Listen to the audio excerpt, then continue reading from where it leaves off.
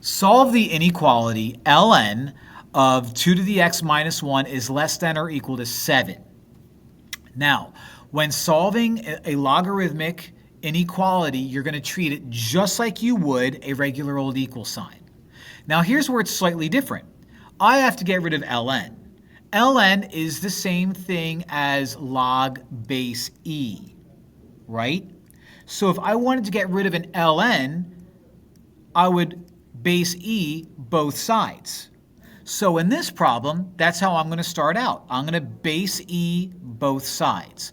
And so that and the ln cross each other out. Drop down 2x minus 1, and that's going to be less than or equal to e to the 7th. Now, e to the 7th is some terrible number, and I'm not going to use a calculator. I'm just going to keep e to the 7th there, and now I have to just solve for x.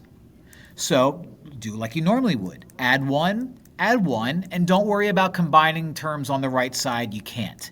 So 2x is less than or equal to e to the 7th plus 1. Then you divide both sides by a positive 2, which means no flipping of the signs happen. And your answer, although not pretty, is going to be less than or equal to e to the 7th plus 1 all over 2. And that's our guy.